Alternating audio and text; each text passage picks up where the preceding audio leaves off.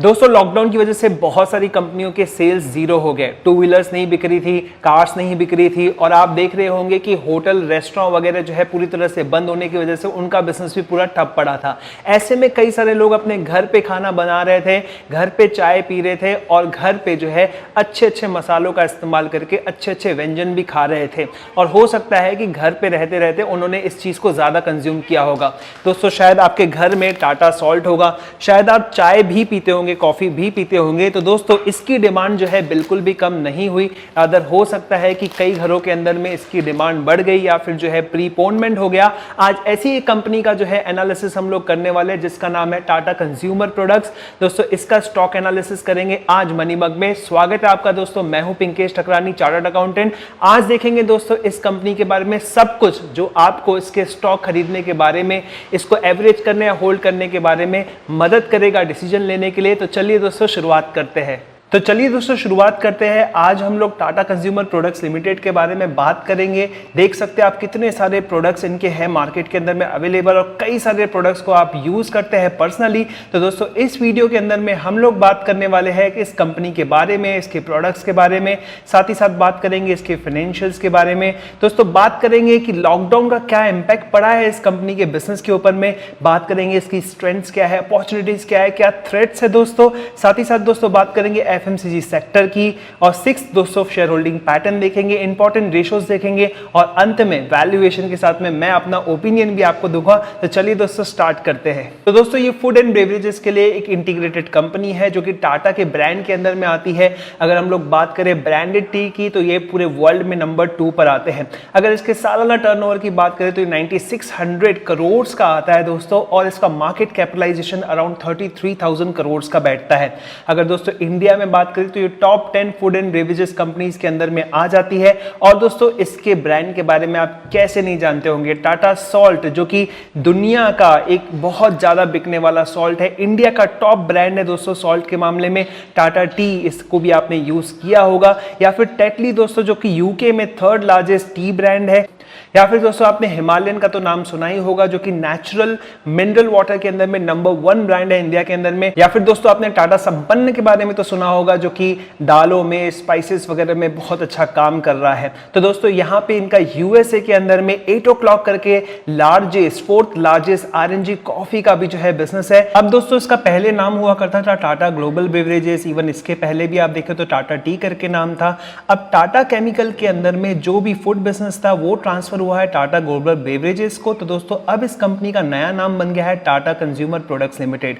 अगर आप बात करें कि इस तरह के बिजनेस ट्रांसफर से पहले इनका बिजनेस कहां था तो 43% इंडियन बेवरेजेस के अंदर में, यानी कि इसके अंदर में टी कॉफी वगैरह आ गया। 45% इंटरनेशनल मार्केट से इनका बिजनेस आता था और 12% अदर जगह से आता था। अब दोस्तों इस टाइप के बाद में आप देख सकते हैं कि इनका 35% बिजनेस इंडियन बेवरेजेस से आता है, 21 इंडियन फूड से आता है, जो कि ये फूड सेगमेंट यहां से है टाटा केमिकल से, और दोस्तों 34% इंटरनेशनल बेवरेजेस से आता है और 10% अदर से आता है। तो आप देख सकते हैं दोस्तों 56% ऑफ द बिजनेस इनका आता है इंडिया से, 11% यूके से एंड 16% यूएसए से, 17% अदर्स।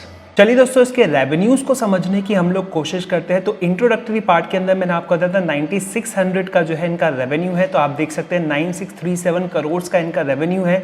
और दोस्तों यहाँ पर 56% बिजनेस इंडिया से आता है। तो देखिए दोस्तों इसके अंदर में इंडियन बेवरेजेस से 3377 करोड़ का बिजनेस है और 2064 करोड़ का बिजनेस इंडियन फूड से आता है। तो आप देख सकते हैं दोस्तों यूएस कॉफी से 1100 करोड़ के करीब का ये लोग बिजनेस करते हैं। अदर इंटरनेशनल यूके या फिर कनाडा हो गया, वहां से 2100 करोड़ का बिजनेस है। और अगर टाटा कॉफी की बात करें तो 836 करोड़ का ये टाटा कॉफी बेचते हैं। तो इस तरह से इनका बिजनेस बनता है, यानी कि वेल डाइवर्सिफाइड ये आपको जो है बिजनेस के मामले में कंपनी दिखती है। अगर दोस्तों रेवेन्यू ग्रोथ की बात करें तो आप देखेंगे हर सेगमेंट के अंदर में यहाँ पर आपको रेवेन्यू ग्रोथ देखने को मिला है। आप यहाँ देखेंगे कॉफी के अंदर में तो 19% रेवेन्यू ग्रोथ मिला है, कई बार दोस्तों ऐसा होता है कि आप प्राइसेस बढ़ा लिए तो आपका रेवेन्यू बढ़ गया, लेकिन क्या वॉल्यूम बढ़ रहा है, ये बहुत इंपॉर्टेंट है एफएमसीजी बिजनेस के अंदर में। तो दोस्तों यहाँ पर आप देखेंगे 7% वॉल्यूम ग्रोथ दिखने को मिल रहा है, यहाँ 3% या 5%, तो ये बहुत ही एंकरेजिंग चीज़ें हो जाती है दोस्तों। और यहाँ देखेंगे ओवरऑल जो है 6% का आपको वॉल्यूम ग्रोथ देखने को मिल रहा है। अगर हम बात करें रेवेन्यू ग्रोथ की तो 4% रेवेन्यू ग्रोथ यहाँ पे दिख रही है। 33% इसलिए दिख रही है बिकॉज इसी साल जो है फाइनेंशियल ईयर 20 के अंदर में दोस्तों यहाँ पे फूड सेगमेंट ऐड हुआ था, तो इसलिए 33% को मैं यहाँ पर नहीं लूंगा। अगर दोस्तों हम लोग Q4 की बात करें तो यहाँ Q4 जो है काफ़ी अच्छा प्रदर्शन करते हुए दिख रहा है। देखिए आप यहाँ पे वॉल्यूम ग्रोथ हुआ है 5% का, यहाँ देखते हैं 15% का, या हल्का सा जो है फॉल आपको देखने को मिला है। यहाँ पर जो है 12% फॉल देखने को मिला है। ओवरऑल जो है यहाँ पे 3% वॉल्यूम ग्रोथ है और 6% आप देखिए 6% रेवेन्यू ग्रोथ देखने को मिला है। तो ये काफ़ी अच्छे आंकड़े हैं और इसका अवार्ड भी जो है इस कंपनी को शेयर प्राइस के माध्यम से मिला है।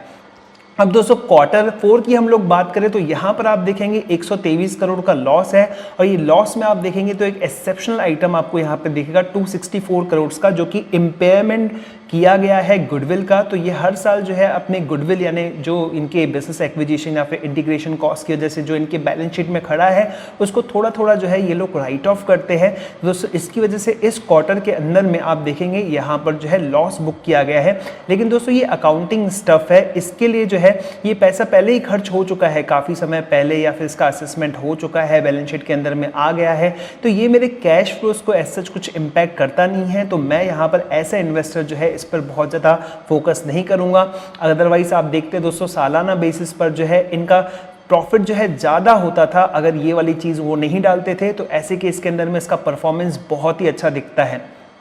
दोस्तों बात करते हैं कि इनके इबिट्टा मार्जिन कैसे है, तो आप देख सकते हैं 13.6% का इबिट्टा मार्जिन है। इबिट मार्जिन देखें तो इनका 11% पर आता है। तो आप देख सकते हैं इबिट्टा मार्जिन को इन्होंने काफ़ी अच्छा इंप्रूव किया है, तो इसका मतलब ऑपरेशनली जो है कंपनी काफ़ी एफिशिएंट होती चली जा रही है। पैट मार्जिन आप देखेंगे 5.5% का है, जो कि पहले 6.5% का था। इसका रीज़न मैंने आपको बता दिया, लगभग 264 करोड़ का इम्पेयरमेंट प्रोविजन किया हुआ था उसकी वजह से। अदरवाइज यहाँ पे पैट मार्जिन भी आपको इंप्रूव होते हुए दिखता था। तो ऐसे केस के अंदर में कंपनी के जो फाइनेंशियल्स है, जो उन्होंने रिजल्ट्स दिए हैं, ये काफ़ी स्ट्रांग दिखते हैं।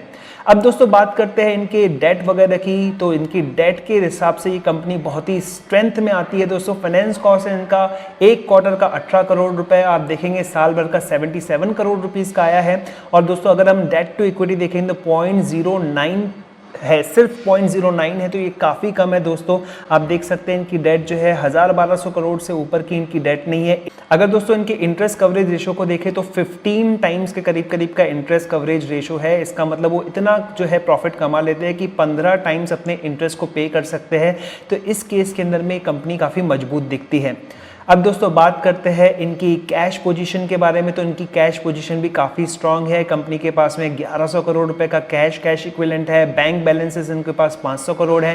तो ये काफ़ी बेहतर पोजीशन पे, स्ट्रांग पोजीशन के अंदर में दिखते हैं इन टर्म्स ऑफ कैश। तो ये 2 पॉइंट्स यानी कि जो मैंने आपको पहले बताया डेट का और कैश पोजीशन का, ये काफ़ी स्ट्रांग दिखता है।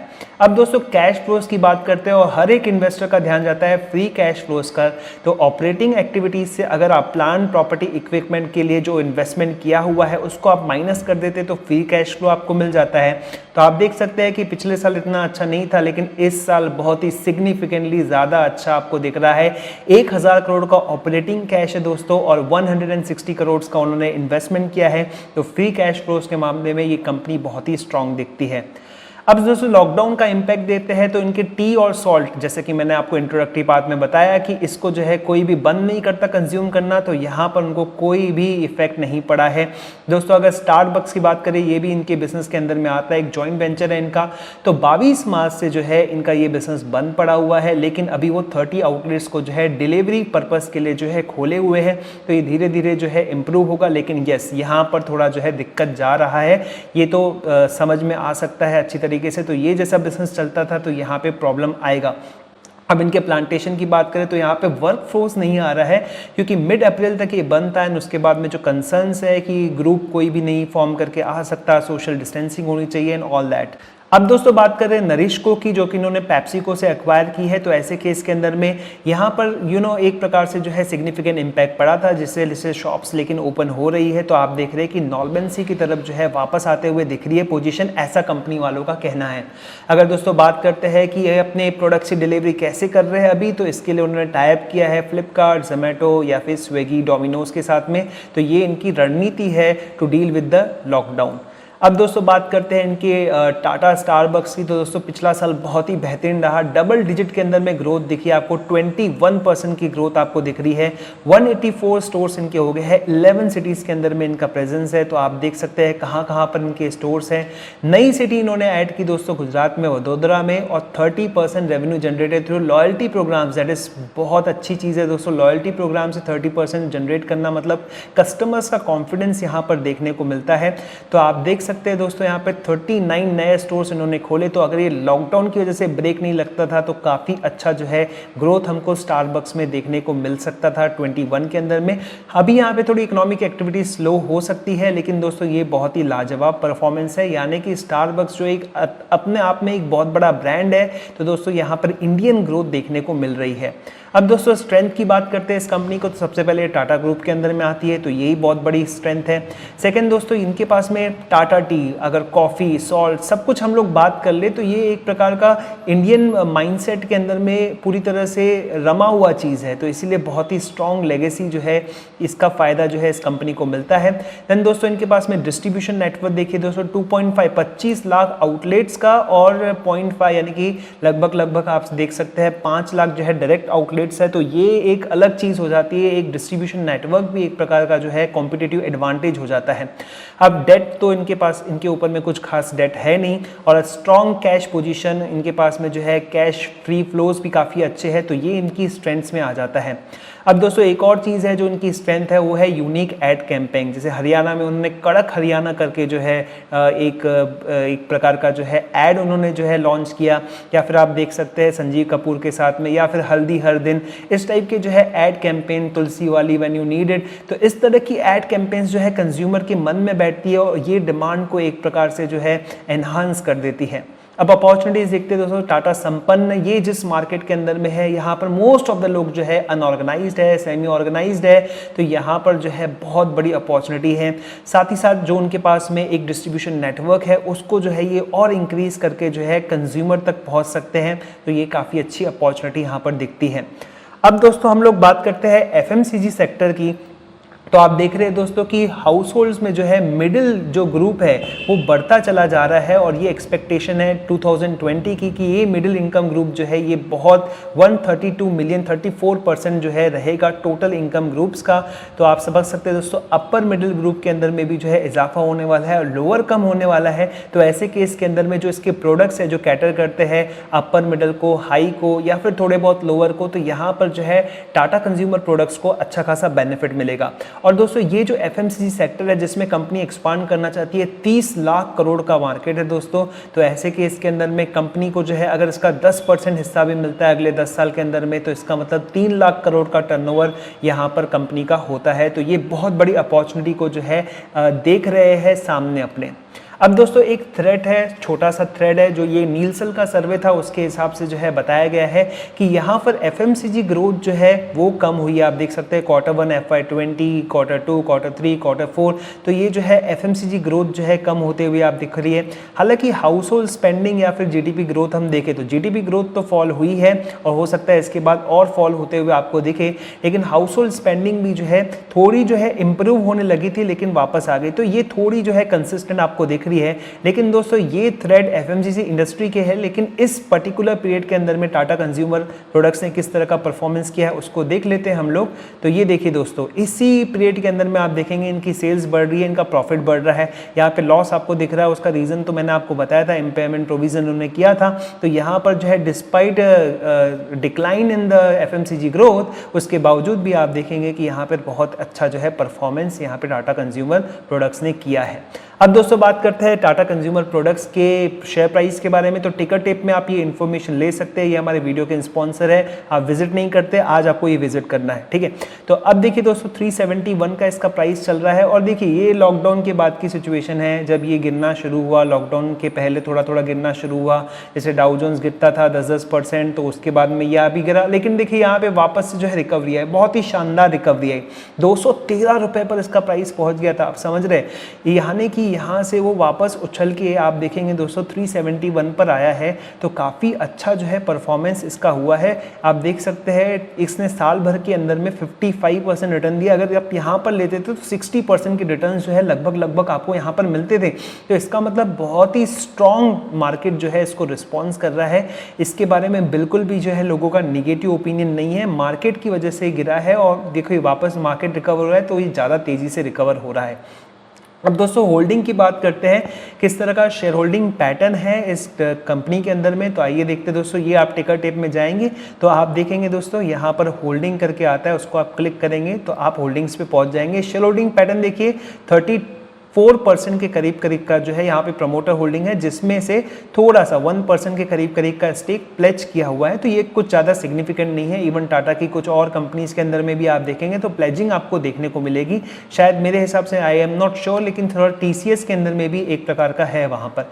अब दोस्तों यहाँ पर आप देखेंगे डोमेस्टिक इंस्टीट्यूशनल अगर हाउसेस देखेंगे तो उन्होंने अपनी होल्डिंग्स को काफ़ी सिग्निफिकेंटली बढ़ाया है। दिसंबर 2019 और मार्च 2020 काफ़ी ज़्यादा पुश यहाँ पर देखने को मिला है। हालांकि फॉरेन इंस्टीट्यूशनल इन्वेस्टर्स ने यहाँ पर बहुत अपनी जो है होल्डिंग्स को कम किया है। आप समझ लीजिए दोस्तों फॉरेन इंस्टीट्यूशनल इन्वेस्टर्स अपना माल बेच रहे हैं, तो ये एक अपॉर्चुनिटी भी हो सकती है अच्छी कंपनियों में पैसा डालने की, बिकॉज ये इनके पास में दूसरे ऑप्शंस बढ़ जाते हैं, तो वो लोग वहाँ इन्वेस्ट करते हैं। ऐसा नहीं कि कंपनी खराब हो गई छोड़ के जा रहे हैं, इंडियन मार्केट खराब हो गया, उनके पास ज़्यादा अच्छी अपॉर्चुनिटीज है, इसीलिए वो लोग जो है अपना स्टॉक बेचकर निकलते हैं। अब दोस्तों बात करते हैं इसके रिटर्न रेशियोज की। यहाँ पर थोड़ी इंटरेस्टिंग चीज हो जाती है, इनका जो ROE है 3.1 है, कम है, चलिए ठीक है। ROCE ये जो है देखना जरूरी है दोस्तों, कैपिटल एम्प्लॉयड पर 8.1% का जो है रिटर्न है, तो ये 15% होना चाहिए, लेकिन दोस्तों यहाँ पर कम दिख रहा है। और इसके कम होने का एक रीजन जो है कि प्रॉफिट जो है आखिरी क्वार्टर के अंदर में 264 करोड़ का इन लोगों ने इम्पेयरमेंट प्रोविजन किया, तो ये अदरवाइज बढ़ा हुआ दिखता था। लेकिन दोस्तों अगर ये लोग इसको कैलकुलेट करने के लिए गुडविल एंड ब्रांड वैल्यू को जो है हटा देते हैं, तो यहाँ पर 28% का जो है इनको जो है ROCE दिखता है। तो इन ऑल जो है यहाँ पर मुझे ज़्यादा प्रॉब्लम नहीं है, बिकॉज यहाँ पर हो सकता है कि आगे चल के मेरे को जिस हिसाब से मैं प्रोजेक्शंस कर रहा हूँ, समझ रहा हूँ, एक्सपेक्टेशंस रख रहा हूँ, तो उस हिसाब से जो है ये बढ़ता हुआ मुझे मिले। लेकिन अभी देखते हैं इसका वैल्यूएशन वगैरह कैसा है। आइए दोस्तों लेमैन लैंग्वेज के अंदर में थोड़ा वैल्यूएशन को समझने की कोशिश करते हैं। तो अगर आप देखेंगे FY19 का EPS अर्निंग पर शेयर, एक शेयर पे कंपनी कितना कमा के हाथ में देती है आपको, उसको कहते हैं हम लोग अर्निंग पर शेयर। हाथ में देती है मतलब उसका डिविडेंड दे ना दे वो अलग बात है, लेकिन कंपनी इतना कमाती है, इसको समझ लीजिए 6.47 रुपीस है दोस्तों। अब ये इन्होंने EPS फॉर FY20 जो है 5 का कमाई, ये अनएडजस्टेड है, यानी इसके अंदर में जो लॉस मैंने आपको बताया इन्होंने किया है, अगर उसको मिला देंगे तो ये बढ़ जाएगा, इवन हो सकता है 7 पर आ जाए, 7 पर आ जाए। अब इसका करंट मार्केट प्राइस आप देखेंगे 372 चल रहा है, जो अभी हमने टिकर टेप के अंदर में देखा। अब दोस्तों मैंने इसका PE लिया है 12 मंथ्स ट्रेलिंग PE मैंने यहाँ पर लिया है, जो कि 80 का आता है।